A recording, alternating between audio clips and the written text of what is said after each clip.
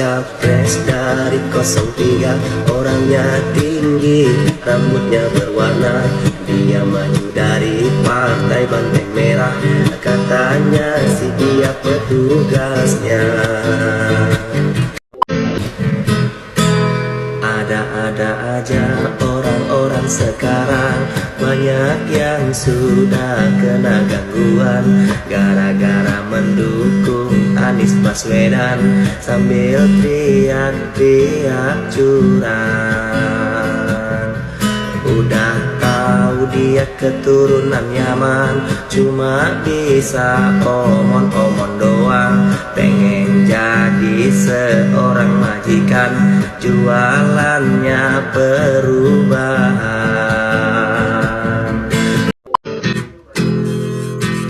Yang teriak kecurang pendukungnya Pak Uban, yang teriak kecurang kubu Anies Baswedan, yang teriak curang tak terima kekalahan, yang teriak curang tak terima kenyataan. Untuk abahku, Mustinya Anda terima sudah bahwa memang kali ini Anda kalah. Mungkin Anda kurang ke arus bawah. Gak semua rakyat mau ini itu diubah.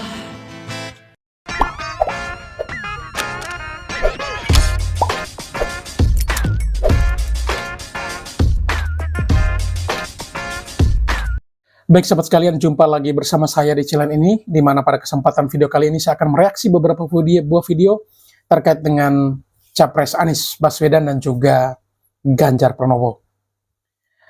Untuk menyikapi isu kecurangan dan lain sebagainya, ya, ada upaya dari Capres Ganjar dengan mengajukan atau ya mengusulkan kepada anggota DPR untuk melakukan hak angket. Lalu dari Capres 01 pun demikian, hal yang sama. Namun yang lebih getol atau para pendukung yang lebih getol untuk melakukan demo terkait dengan kecurangan pemilu dan lain sebagainya itu adalah para pendukung dari Anies Baswedan. Dan ada juga para pendukung dari 02, yakni Prabowo Subianto, yang melihat situasi yang terjadi saat ini. Mereka juga tidak melakukan ya demonstrasi tandingan, tetapi banyak respon atau reaksi dari para pendukung 02 menyikapi hal-hal yang terjadi seperti ini, yaitu isu kecurangan yang dilontarkan oleh kubu 01 maupun 03. Namun tak tanggung-tanggung ada juga para pendukung 02 yang menikmati demonstrasi yang dilakukan oleh pendukung 01 dan 03, tetapi di kubu 02 atau para pendukung 02 sendiri ada seorang netizen yang cukup kreatif, yaitu beliau menciptakan lagu dan menyanyikan lagu terkait kritikan yang ditujukan untuk Anies Baswedan dan juga Ganjar Pranowo. Dan juga dalam video ini juga kita akan menyaksikan bagaimana tanggapan, reaksi, respon dari para netizen terkait dengan ungkapan kekecewaan, kekesalan yang dilontarkan oleh Anies Baswedan maupun Ganjar Pranowo. Dan tentu ini juga adalah dari para pendukung keduanya. Para pendukung dari 02 menyikapi hal tersebut dengan memberikan reaksi ataupun tanggapan yang cukup menohok kalau kita saksikan nanti ya. Baik, untuk tidak memperpanjang kata, kita langsung ke videonya. Namun sebelum itu, kepada para sahabatku sekalian yang mungkin belum sempat memberikan dukungan untuk channel ini, mohon dukungannya dengan menekan tombol subscribe dan membunyikan tanda loncengnya, agar setiap video baru yang kami upload pada channel ini, saudara sekalian bisa mengikutinya dari waktu ke waktu. Dan tentunya, setiap video baru yang diupload, saudara sekalian tentu sudah bisa mendapatkan notifikasinya. Baik, kita langsung ke video pertama, yaitu lagu yang diciptakan oleh seorang netizen untuk memberikan kritikan atau tanggapan terhadap Capres Anies Baswedan dan juga Ganjar Pranowo. Mari kita saksikan videonya satu persatu. Ada-ada aja orang-orang sekarang, banyak yang sudah kena gangguan gara-gara mendukung Anies Baswedan sambil teriak-teriak curang. Nah, dengar tuh. Udah tahu dia keturunan Yaman, cuma bisa omong-omong doang. Pengen jadi seorang majikan, jualannya perubahan. Wah, cek lainnya kena. 01 itu kepala batu, agak keras tapi enggak bermutu. Kerjanya demo-demo melulu, ngarepin kemenangan yang halu. 01 semakin kepanasan, Prabowo Gibran menang satu putaran. Iya, satu putaran. Nggak bisa terima kenyataan, akhirnya teriak curang. Masih mau lanjut? Masih dong. Oke, gas. 01 pendukungnya militan, enggak mau terima kenyataan. Udah tahu Abah Anies Baswedan enggak bakal bisa menang. Nggak bakal bisa menang ya. Ada capres dari 03, orangnya tinggi, rambutnya berwarna warna putih ya. maju dari partai Banteng Merah, katanya si dia petugasnya. Tugas partai. Tapi dia nggak bisa apa-apa, harus nurut sama ibu ketua. Kalau ibu Mega sudah bersuara, harus patuh kepadanya. Memang harus patuh dong. Namanya juga tugas partai.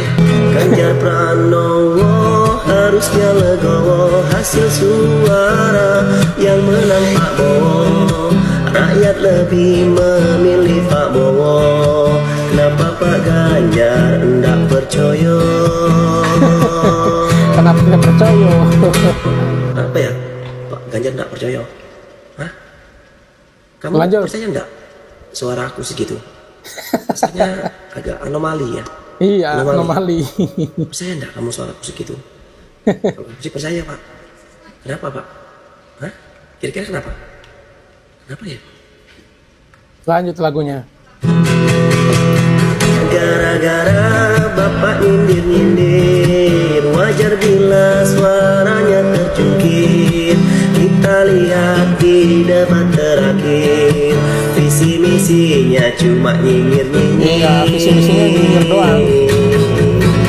Percayalah dengan hukum karma, bapak kasih Prabowo nilai 5. Alhamdulillah tak butuh waktu lama, akhirnya bapak kena batunya. Karena batunya tidak butuh waktu lama. 17%. Ya. Percaya.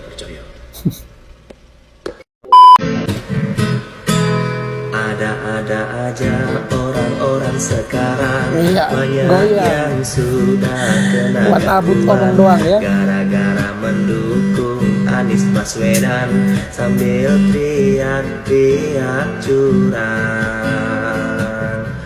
Udah tahu dia keturunan Yaman, cuma bisa omong-omong doang. Pengen jadi seorang majikan, jualannya perubahan. 01 itu kepala batu, 01 memang kepala batu ya. keras tapi enggak bermutu. Kerjanya demo-demo melulu, ngarepin kemenangan yang halu. 01 Kemenangan semakin halu. kepanasan, Prabowo Gibran menang satu putaran. Enggak bisa terima kenyataan, akhirnya teriak curang. Yang teriak curang pendukungnya Pak Uban, yang teriak curang kubu Anies Baswedan, yang teriak curang tak terima kekalahan, yang teriak curang tak terima kenyataan. Janganlah kau teriak curang, Prabowo Gibran sudah menang. Tuhan, Prabowo Gibran menang. Mantap.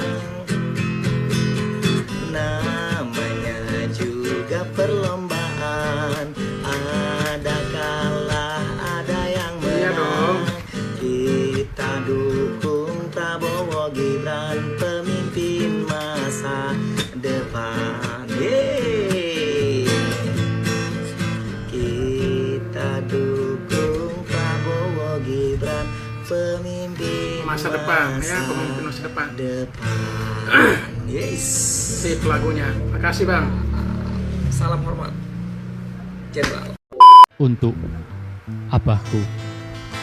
Mustinya Anda terima sudah Ini pesan pas bahwa buat Anies. memang kali ini Anda kalah. Mungkin Anda kurang ke arus bawah. Gak semua rakyat mau ini itu diubah. Oh Abah yang berslogan perubahan, saya akui loyalis Anda sangat militan.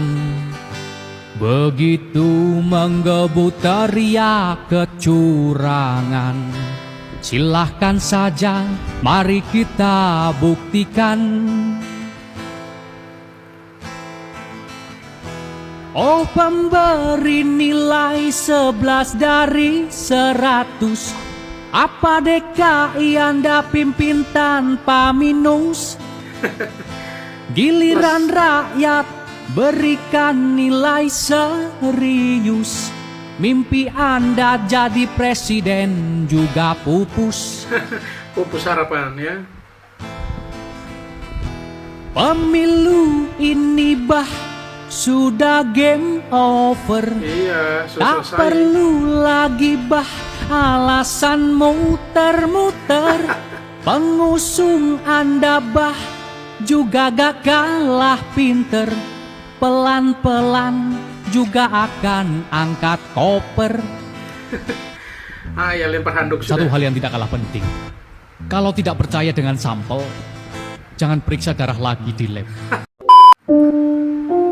Saya justru merasa aneh ya, kalau misalnya ada calon yang kebetulan tahu bagaimana mekanisme quick count itu dilakukan, Tapi tidak percaya. terpelajar semua loh, terpelajar. Dan jangan lupa Bang Arya, Mas Anies Baswedan itu mantan bos saya di lembaga survei. Jadi dia tahu betul bagaimana quick count itu dilakukan, bagaimana survei itu dilakukan. Dia itu dulu direktur riset lembaga survei Indonesia. So he was my boss. Dan dia tahu betul bagaimana mekanisme quick count itu secara saintifik dijalankan. Jadi sebenarnya saya yakin beliau sadar dan memahami bahwa memang the game is over.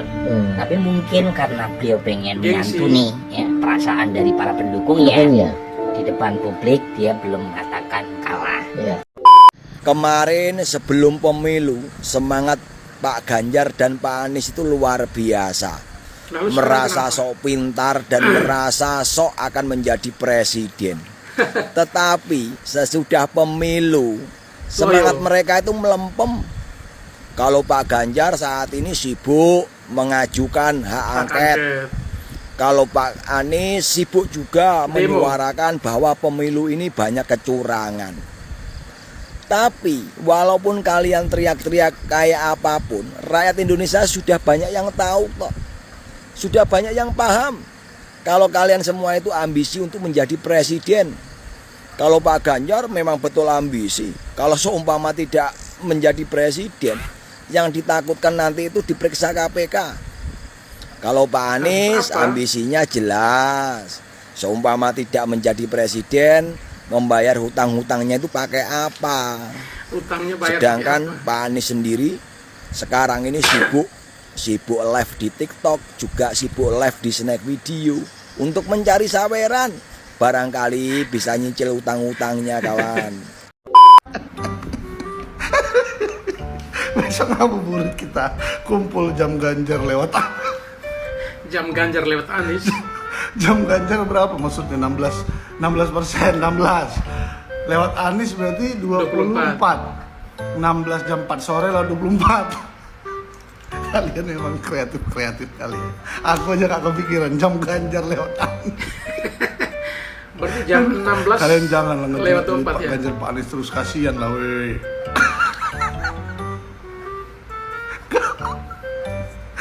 Tega sekali ya. Memang pengen terus gitu ngejulit mereka ya, karena mereka terlalu kalian aja ngomong, nggak usah. Aduh, sembari sekalian lah ya, aku juga minta maaf lah ke Pak Anies, Pak Ganjar, ke kawan-kawan semua, karena besok sudah puasa. Selamat menunaikan ibadah puasa semua buat kawan-kawan. Semoga lancar semua menjemput kemenangan sampai hari Idul Fitri. Terima kasih semuanya. Sebenarnya saya bingung ngelihat para anak abah yang suka demo, tapi sendirinya nggak paham apa yang didemoin. Kenapa saya bilang mereka nggak tahu apa yang mereka demoin? Nih, liatin. Apa tuh? Dan ini, sampai ngatain Pak Jokowi adalah pembunuh perempuan.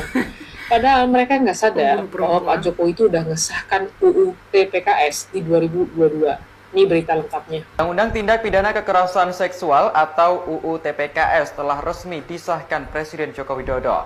Aturan yang menyangkut soal jenis-jenis kekerasan seksual dan pidananya dimuat dalam UU nomor 12 tahun 2022. Presiden Jokowi telah menandatangani Undang-Undang TPKS pada Senin 9 Mei 2022 kemarin. Artinya kebijakan yang dimuat di dalamnya mulai berlaku sejak diundangkan.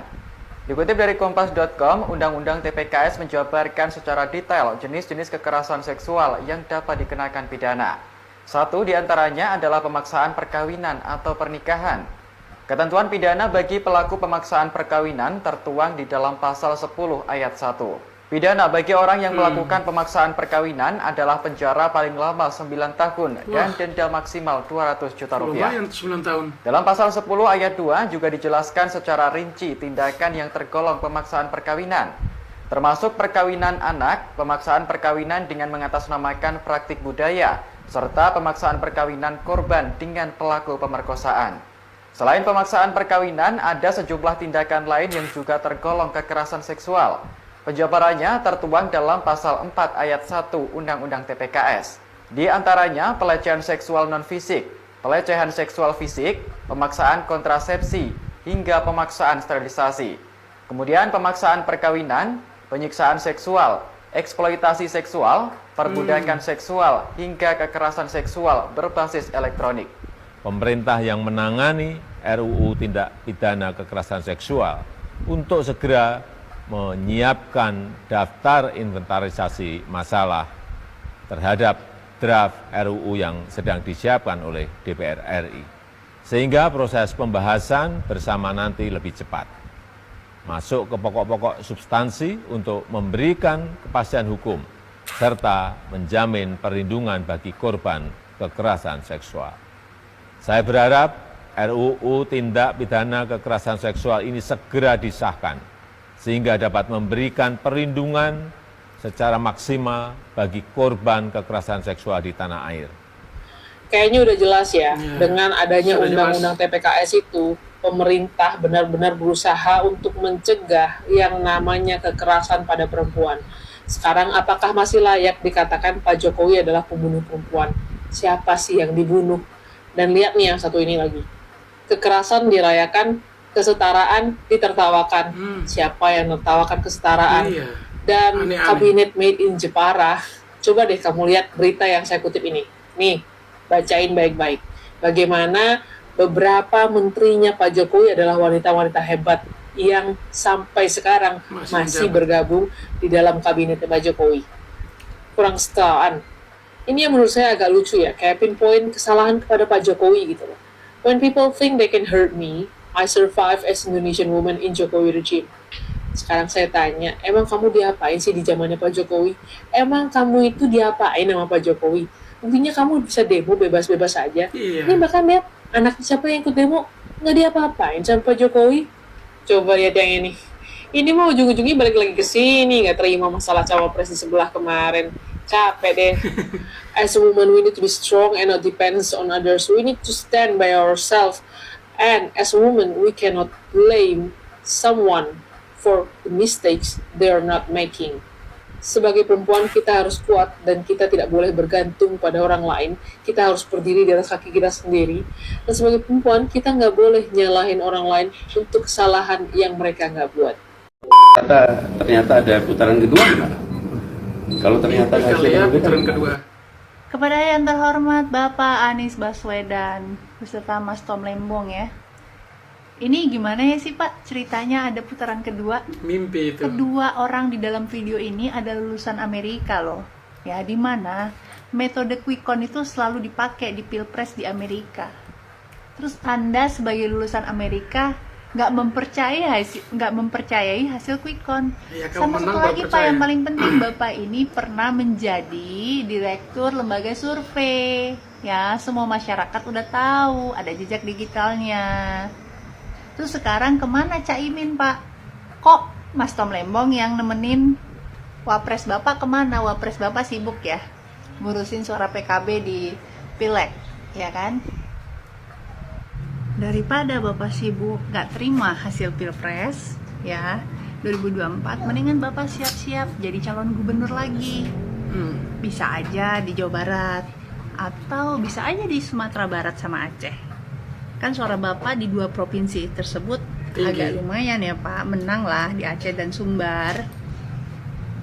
Tapi mohon maaf ya Pak, kalau untuk Jakarta nggak dulu Pak ya.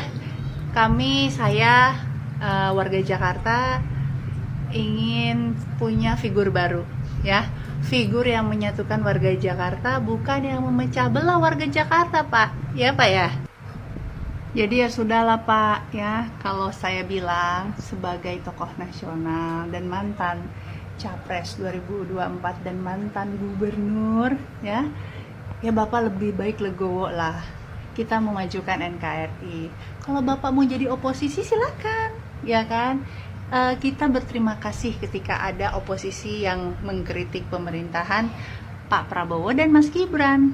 Tapi oposisi beneran ya Pak. Jangan oposisi ngadi-ngadi. Nggak sih, oposisi abal-abal. Banyak tuh ya, oposisi tapi abal-abal, banyak juga. Tapi by the way, kalau Bapak mau jadi oposisi, gue pengen nanya deh Pak, Bapak punya partai nggak ya? Itu pertanyaan paling penting yang harus dijawab sebagai oposisi. Salam waras Pak. Pak Anies mengharapkan keajaiban.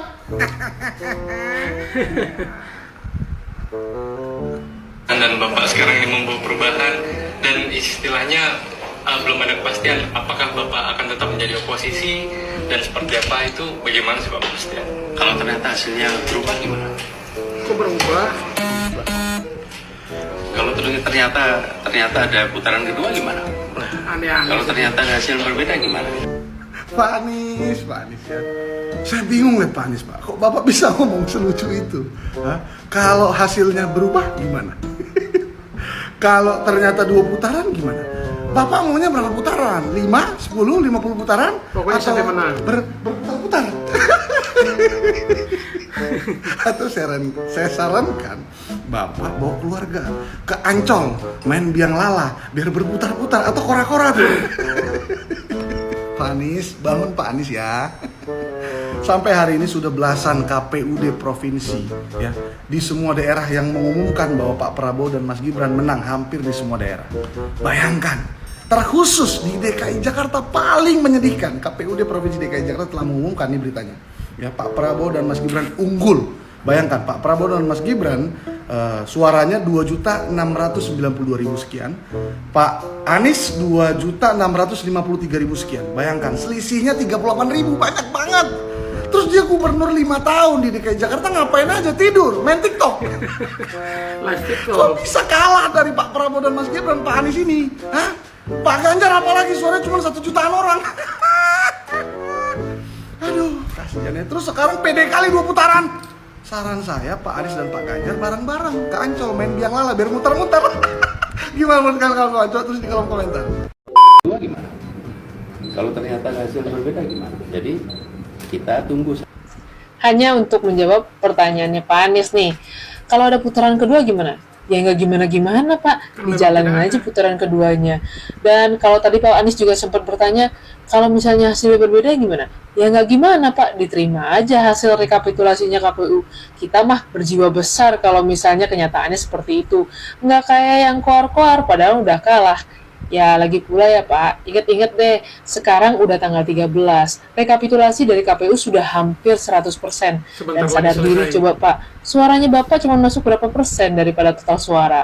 24%-an Pak. Kalau mau masuk ke putaran kedua, jauh banget tuh selisih dan gap suaranya yang harus didapatkan untuk bisa menyatakan diri masuk di putaran kedua.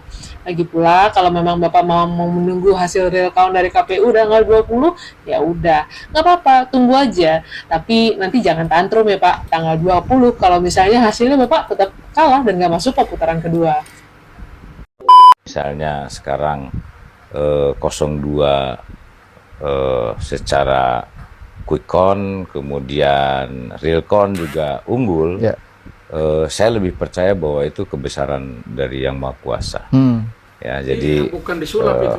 Semuanya sudah berupaya secara maksimal. Ya, baik 01, 02 maupun 03 itu sudah maksimal kalau menurut saya. Tetapi yang menentukan itu adalah kehendak Yang Maha Kuasa. Itu harus kita yakini lah. Ya, sehingga kalau sama-sama kita memahami tentang kehidupan, ya sebetulnya legowo saja siapapun yang menjadi pemimpin itu adalah yang memang itu yang terpilih seperti itu. Dan kaitannya saya dengan Daru, ya memang saya sebagai ketua pembina di Daru itu berupa pengajian yang dipimpin oleh Habib Lutfi ke beberapa daerah, kalau tidak salah di beberapa wilayah di Pulau Jawa. Ya memang salah satunya adalah sebagai pendukung juga. Itu jamaah Torekoh itu ya? Jamaah Torekoh. Ya memang menurut saya sudah mulai banyak mereka pengikutnya, walaupun kita tahu bagaimana Habib Lutfi itu pengikutnya bukan serta-merta di Indonesia saja, tapi di dunia. Ya. Jemaah Torekoh itu. Itu kan waktu itu kalau nggak salah ada konferensi internasional di Pekalongan. Betul, itu di Pekalongan, ya. Siap. Itu kan tak lepas dari dari peranan Habib Lutfi bin Yahya ya. Betul.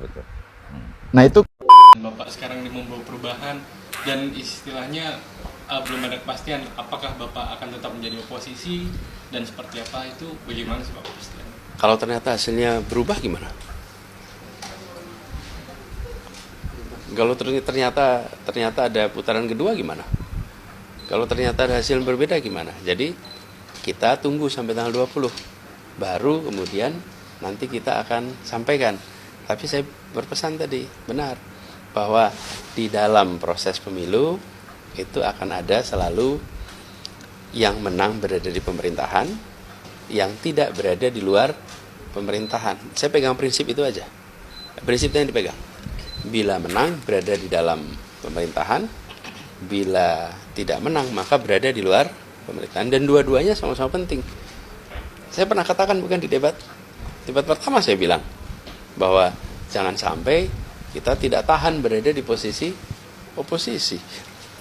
Beginilah, kalau demokrasi itu definisinya ada banyak sekali. Ada lebih dari 460 definisi demokrasi. Tapi kalau kita ambil paling sederhana, demokrasi ada 3 komponen. Satu adalah pemilihan yang adil dan jujur, bebas. Yang kedua adalah kebebasan berbicara. Yang ketiga adalah oposisi yang diberikan ruang.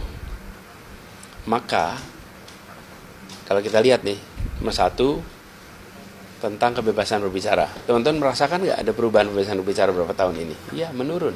Menurun mana? Kekhawatiran, pemeriksaan kepada orang-orang yang mengkritik itu terjadi. Yang kedua, tentang oposisi. Kita hampir tidak ada oposisi yang bisa hidup. Kenapa? Karena mendapatkan tekanan yang luar biasa untuk jadi oposisi itu. Akhirnya nggak kuat. Karena nggak kuat, akhirnya ikut di pemerintahan. Jadi sebenarnya oposisi itu dikasih ruang saja, karena dia menjadi penyeimbang, baik untuk semua. Tapi kalau oposisi tekan, akhirnya nggak ada yang tahan tuh. Lalu yang ketiga adalah soal pemilu. Nah, pemilu yang bebas dan adil, kemarin sudah berlangsung pemilunya, tapi bebas dan adilnya masih menjadi pertanyaan nih. Dan itu mungkin yang dikatakan oleh teman-teman di sana. Jadi saya melihat pada 3 kriteria itu, demokrasi kita harus banyak koreksinya. Pak Anies tadi di dalam sikapmu berbicara soal bagaimana dalam demokrasi yang baik, partai yang menang dalam pemilu harusnya menjalankan pemerintahan dan berada di dalam pemerintahan. Sementara partai-partai yang kalah dalam pemilu Semua di dalam itu off the record ya? Iya. Dan bisa iya. Cuma ini kan sebelumnya banyak juga masyarakat yang bertanya gitu Pak. Ada kekecewaan misalkan dari tahun 2019 Pak Prabowo kalah tapi nyatanya kembali masuk dalam pemerintahan, dan Bapak sekarang ini membawa perubahan dan istilahnya belum ada kepastian apakah Bapak akan tetap menjadi oposisi dan seperti apa, itu bagaimana sih Pak Bastian? Kalau ternyata hasilnya berubah gimana? Hasilnya berubah di mana? Kalau ternyata ada putaran kedua gimana? Pede sekali ya. Kalau ternyata hasil berbeda gimana? Jadi kita tunggu sampai tanggal 20, baru kemudian nanti kita akan sampaikan. Tapi saya berpesan tadi, benar, bahwa di dalam proses pemilu itu akan ada selalu yang menang berada di pemerintahan, yang tidak berada di luar pemerintahan. Saya pegang prinsip itu aja. Prinsipnya dipegang. Bila menang berada di dalam pemerintahan, bila kalah tidak menang maka berada di luar pemerintahan, dan dua-duanya sama-sama penting. Pasti ada di luar. Saya pernah katakan bukan di debat pertama, saya bilang bahwa jangan sampai kita tidak tahan berada di posisi oposisi. Assalamualaikum Abah. Abah pasti jadi presiden. Besok dilantik. Kita semua cinta banget sama Abah. Dan saat ini Indonesia membutuhkan sesosok pemimpin seperti Abah. Abah harus jadi presiden. Harus ya. Sudah saatnya Indonesia berubah. Sudah saatnya Indonesia maju. Pokoknya Abah harus jadi presiden. Kita semua cinta sama Abah. Kita semua sayang sama Abah. Dan saya yakin Abah pasti jadi presiden. Yakin sekali ya. Salam perubahan. Salam kemenangan. Siap-siap dilantik. Untuk Indonesia, untuk rakyat Indonesia, untuk umat. Tahun 2024, tahun kebangkitan umat. Abah harus jadi presiden. Muhaimin Iskandar pasti akan menjadi tersangka, ya. Waduh, bahaya banget Muhaimin bisa jadi tersangka kalau dia ngikutin hak angket. Ini kata peneliti ini ya, bener apa enggak itu? Coba kalian komen nih, peneliti politik ini kira-kira bener nggak? Kok bisa jadi tersangka Muhaimin nanti itu? Bahaya itu. Mohon maaf Pak Anies, ini hasil akhir suara Pilpres di Jakarta. Ternyata suaranya masih menang Prabowo ya. Padahal kita tahu Pak Anies itu mantan gubernur Jakarta yang katanya berhasil di sana. Tapi orang-orang Jakarta ternyata lebih memilih Prabowo ya, lebih suka dengan Prabowo.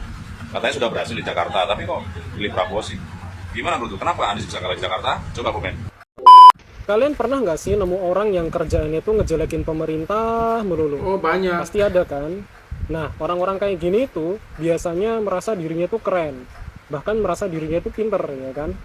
Padahal disadari maupun tidak gitu ya, mereka itu terpapar paham khawarij. Apa itu khawarij? Jadi sederhananya ya, khawarij itu adalah paham teroris. Jadi mereka ini memang suka mengkafirkan, ya, suka memecah belah umat, suka menyebarkan isu-isu jelek tentang pemerintah. Tujuannya apa? Ya tujuannya tidak lain dan tidak bukan adalah untuk menggulingkan pemerintah. Jadi mereka menghasut masyarakat agar ikut bersama mereka untuk menggulingkan pemerintah, karena bagi mereka pemerintah yang sekarang itu adalah kafir. Caimin bilang kita harus curigai KPU terus. Ah, maksudnya? Coba kita pastikan. Kita harus curigai KPU terus. Kenapa? Semua schedule harus dipenuhi, karena kalau ada pengunduran penghitungan, pengunduran dan lain-lain patut kita curigai. Pokoknya penundaan pergantian sistem di tengah jalan itu warning, lampu merah, harus kita curigai. Pasti ada sesuatu di balik itu. Dan itulah yang harus dibongkar oleh Komisi 2 maupun oleh angket. Cak Imin, ini yang saya rindukan dari Cak Imin. Kelucuannya. Lama nggak keluar, sekali keluar, wow, langsung membuat kelucuan.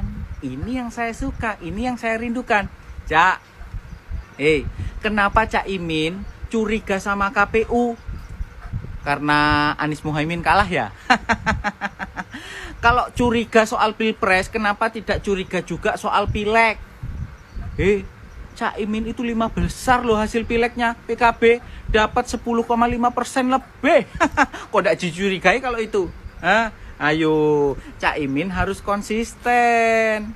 Karena panitia pemilu itu sama KPU.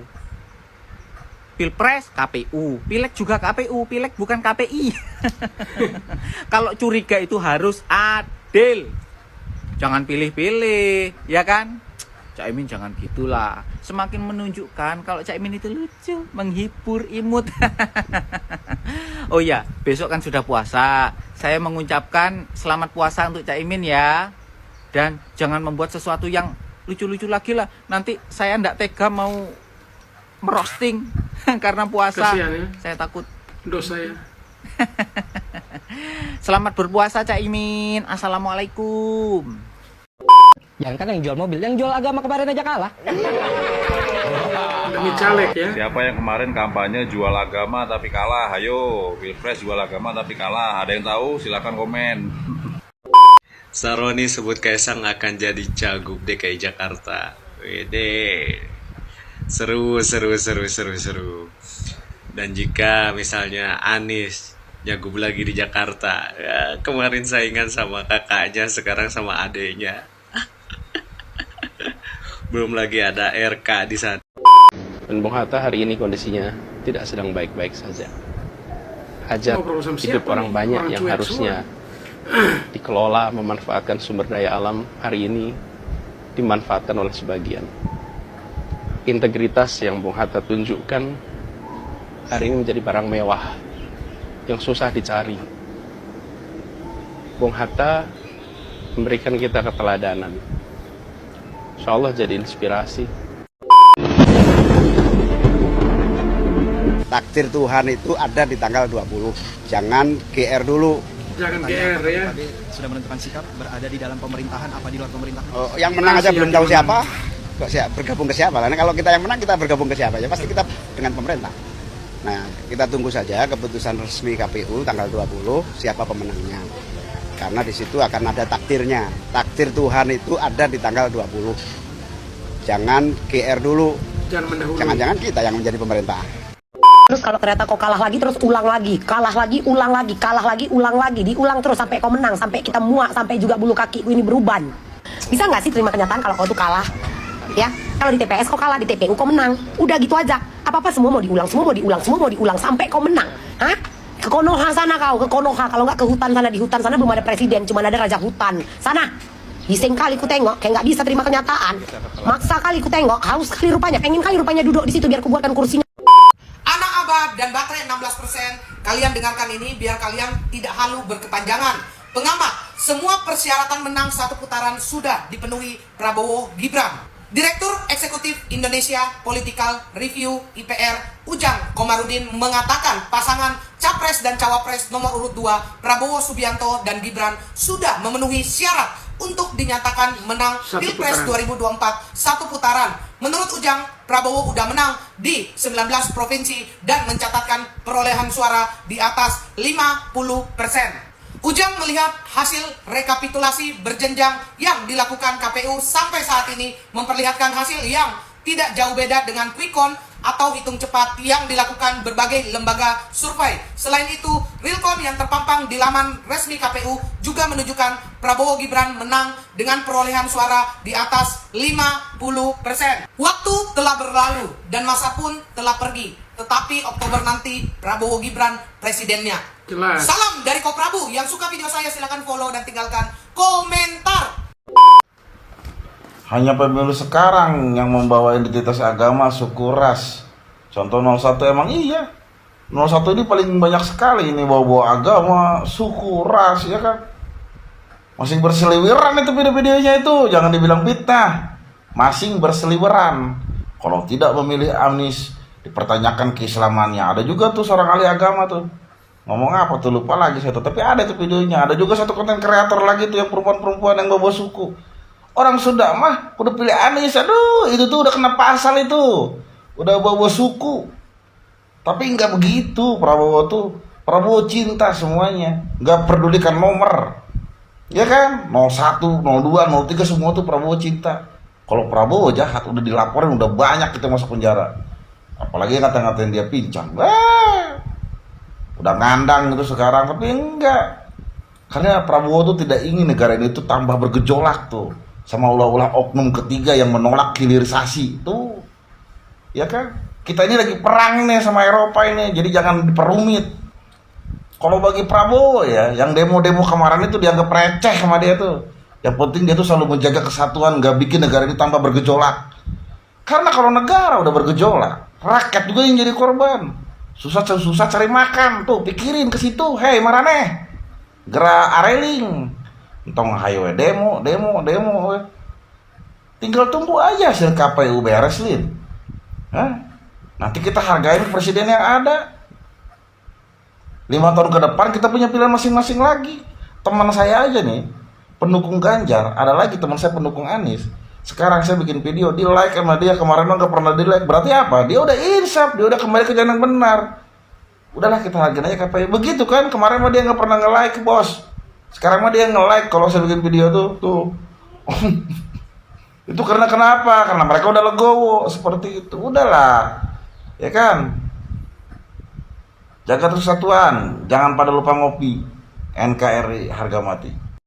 Baik sahabat sekalian, demikianlah beberapa buah video yang coba saya reaksi pada kesempatan kali ini terkait dengan Anies Baswedan dan juga Ganjar Pranowo. Dan tak lupa tadi kita sudah terhibur dengan berbagai beberapa lagu yang diciptakan khusus oleh netizen untuk memberikan kritikan serta koreksi komentar untuk Anies Baswedan dan juga Ganjar Pranowo yang hingga detik ini masih belum mau menerima kekalahan dalam Pilpres kemarin ya. Dan ini lagu-lagu tadi setidaknya bisa mewakili perasaan pendukung 02 yang mungkin sudah jenuh juga melihat kubu 01 maupun 03 yang mulai dari para elitnya sampai dengan para pendukungnya yang belum mau menerima hasil Pilpres tahun 2024. Baik sahabat sekalian, silakan berkomentar, tulis komentar sebanyak-banyaknya di dalam kolom komentar. Dan kepada para sahabat sekalian yang mungkin belum sempat memberi dukungan, mohon dukungannya dengan menekan tombol subscribe dan membunyikan tanda loncengnya. Baik sahabat sekalian, demikian saja perjumpaan kita pada kesempatan kali ini. Sampai berjumpa kembali pada video berikutnya. Terima kasih.